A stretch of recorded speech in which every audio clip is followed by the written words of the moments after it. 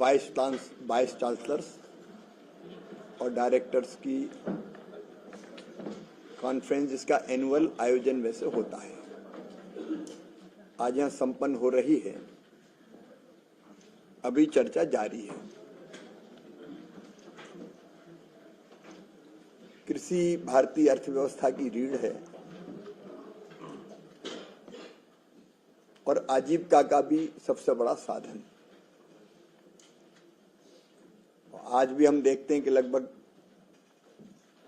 Direct indirect मिला के 50% लोगों को आजीविका और 18% हमारी अर्थव्यवस्था में कृषि का योगदान है।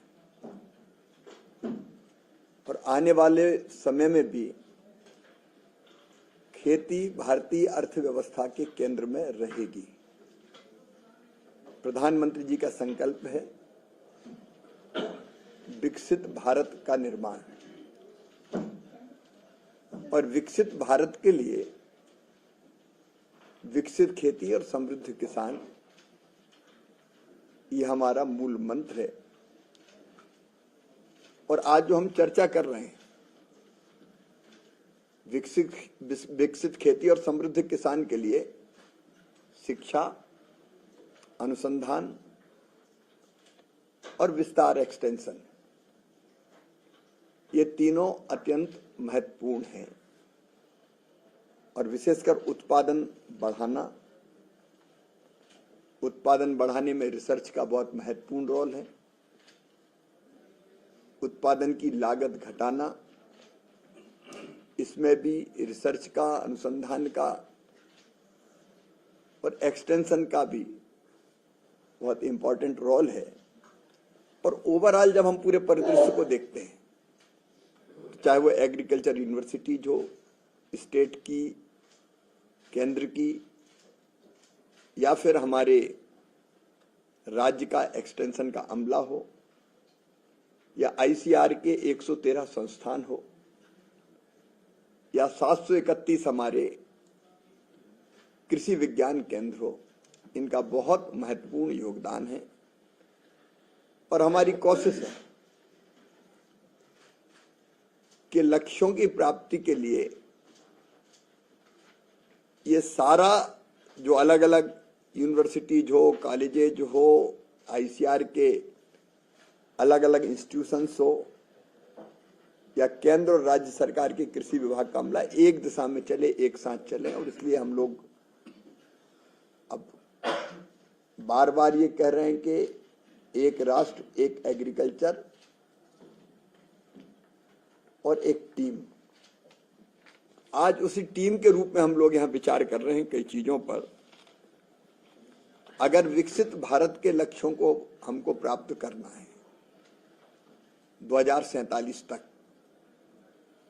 कृषि के क्षेत्र में, तो हम मानते हैं कि 5% की एग्रीकल्चर ग्रोथ रेट हमको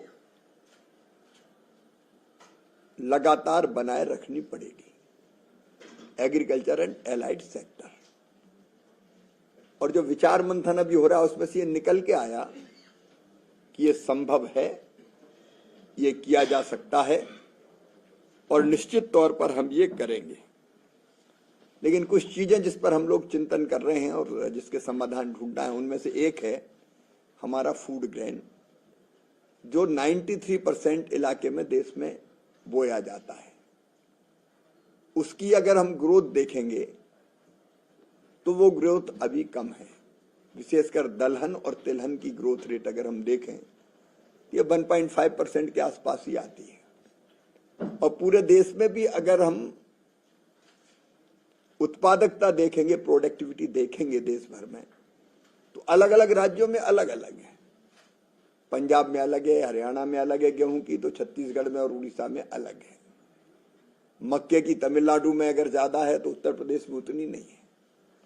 तो एक हम लोग ये विचार कर रहे हैं कि ये जो गैप्स हैं उत्पादकता के, उस गैप को हम कैसा भर सके। थोड़ी परिस्थितियां अलग रहती हैं, कहीं कम ज्यादा बारिश, कहीं मिट्टी का प्रकार, लेकिन ये इतना बड़ा अंतर नहीं है कि ये गैप भरे ना जा सके। एक तो वेस्ट और वेस्ट, इसके बीच के अंतर को कम करके एवरेज पे कम से कम हम पूरे देश को ले आए।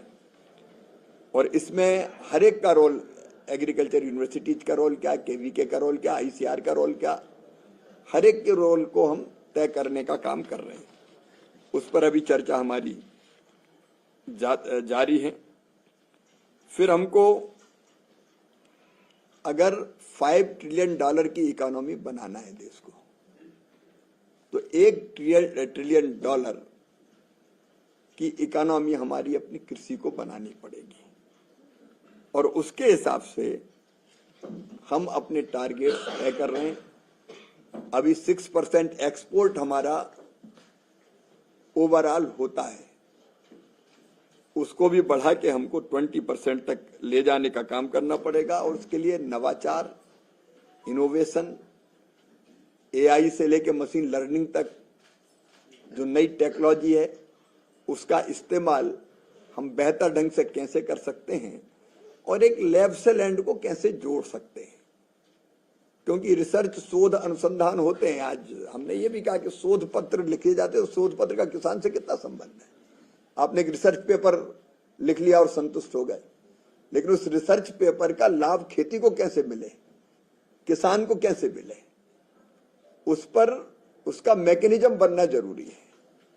तो लैब को हम लैंड से जोड़ना, मतलब विज्ञान को सीधे सीधे किसान से जोड़ने का काम, और लगातार नवाचार और इनोवेशन।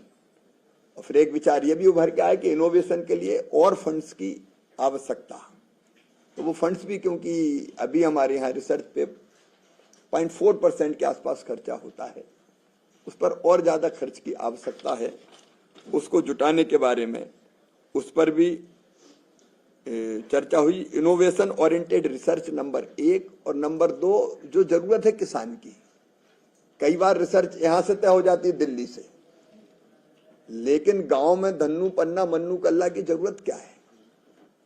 मतलब जो खेत में काम कर रहे हैं उनकी आवश्यकता कौन सी रिसर्च की है। तो अब रिसर्च अगर करेंगे तो जो खेत में काम कर रहा है उसकी जो जरूरत है रिसर्च की, उसको देख के रिसर्च करना और उस तक पहुंचाने का प्रयत्न करना। हम उत्पादन के अंतर को समाप्त करने के लिए टेक्नोलॉजी का उपयोग हम कैसे कर सकते हैं, और इसके लिए ये भी विचार हुआ कि एक सक्सेस स्टोरी भी है किसानों की, क्योंकि हमारे किसानों ने भी इनोवेशन किए हैं और उत्पादन के नए रिकॉर्ड स्थापित किए हैं। तो उस सक्सेस स्टोरी को भी हम बाकी किसानों के बीच ले जाएं। जब एक किसान कर सकता है तो बाकी 10 किसान क्यों नहीं कर सकते। तो ये जो पूरा का पूरा तंत्र है हमारा, वो सक्सेस स्टोरी को बाकी किसानों के बीच ले जाके उनको और कैसे आगे बढ़ाए। फिर एक बात और स्पष्ट है कि हमारे यहाँ लैंड होल्डिंग काफी कम है और घटती जा रही है। ये 2047 तक 0.6 हेक्टर रह जाएगी। केवल खाद्यान्न के उत्पादन से काम नहीं चलेगा, उसके साथ और चीज जोड़नी पड़ेगी।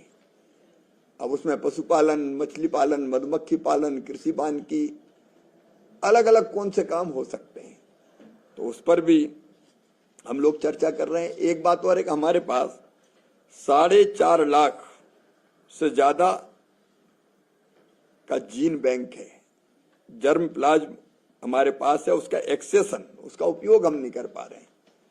अभी केवल 5% का उपयोग कर रहे हैं। प्रधानमंत्री जी को हृदय से धन्यवाद कि एक और जीन बैंक बनाने के लिए इस बार बजट में प्रावधान किया है।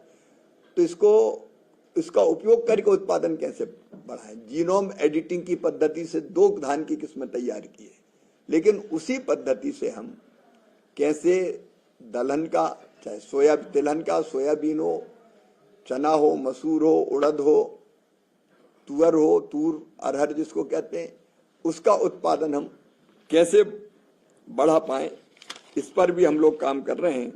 और पानी की खपत को कैसे कम करें पर हेक्टर, क्योंकि पानी अब एक बड़ी समस्या बन के सामने आ रहा है।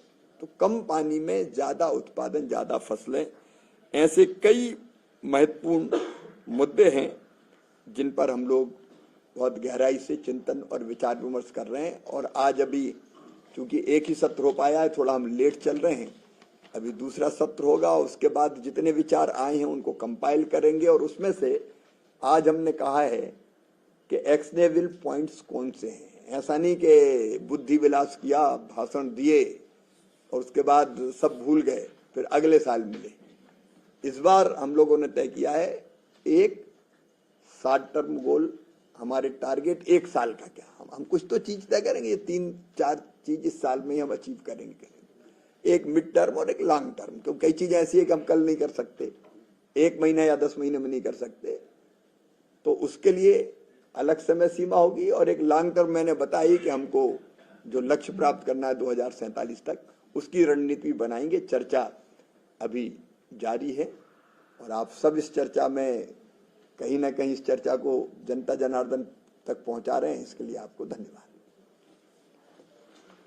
ठीक है, अभी तुरंत शुरू करना है तो फिर बहुत बहुत धन्यवाद।